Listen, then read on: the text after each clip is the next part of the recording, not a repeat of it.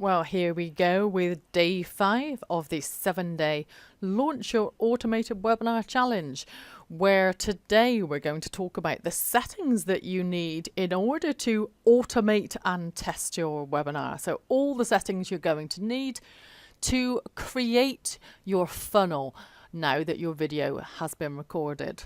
Okay, so the steps that you're going to need to take are you going to sign up for the software that we recommend, which is Stealth Seminar.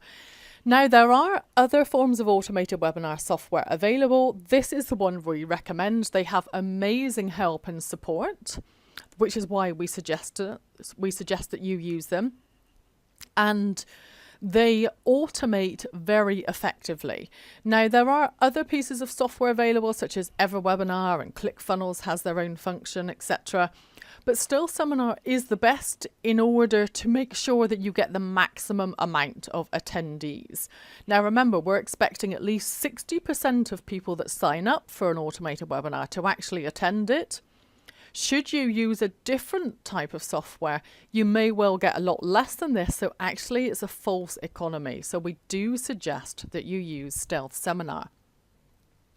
Now, what you'll do is you will open a help ticket. So you'll sign up for Stealth. You'll then open a help ticket with Stealth Seminar, and you will create a new event, which is where you'll upload the video you created yesterday. So you'll add the following to the ticket. So you're going to upload the video in the MP4 format. You're going to give them the webinar sign-up page that you created using lead pages a couple of days ago. You're going to give them the webinar thank you page. Now, if you don't give them either of these, they will create their own, but especially the webinar thank you page, it will cause you to have false conversions typically in Facebook. This was the issue that we had before because the page refreshes a number of times. So it means that if you're sending traffic to it, it causes too many conversions to be registered, which is why we suggest you use your own lead pages thank you page. So very important to do that.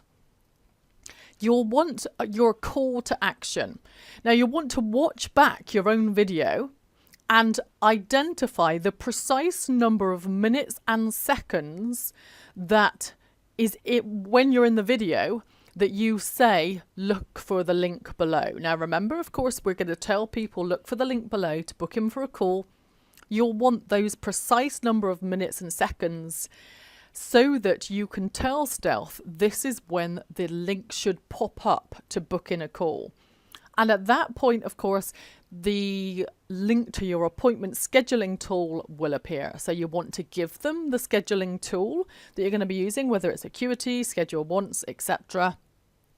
And you then also want to tell them how often the webinar should run.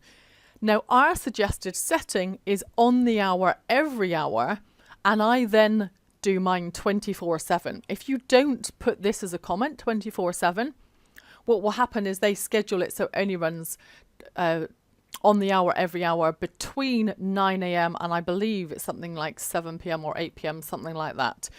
Now, our webinars, we run all around the world, and we don't want the webinar to stop running at 3 o'clock in the morning because it's always going to be a good time to watch a webinar somewhere in the world. Therefore, our webinars, we run 24/7.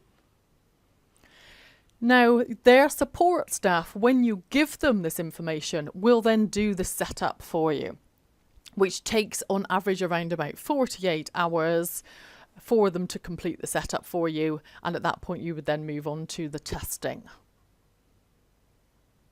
You'll also want to give them the details of your email software. So this also goes into the help ticket, or you can add it later on once the rest of the event's been set up.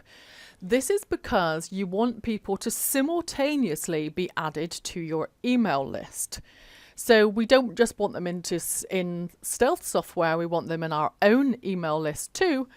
Therefore, when setting up the webinar, it's a good idea to give them the username and password for your MailChimp or Aweber and the details of the list that they should be adding people to. And do make sure you create that list in advance or get somebody to do this for you.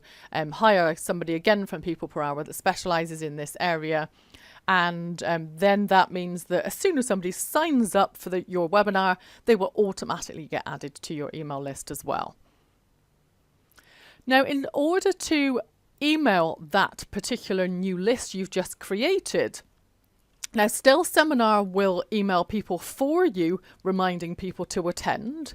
So that's one thing that happens automatically, is Stealth will send out the email saying your webinar is about to start, click here to attend. That's part of their automation. But alongside that, in your MailChimp or Aweber, you'll also want to create a separate sequence that goes from your email autoresponder.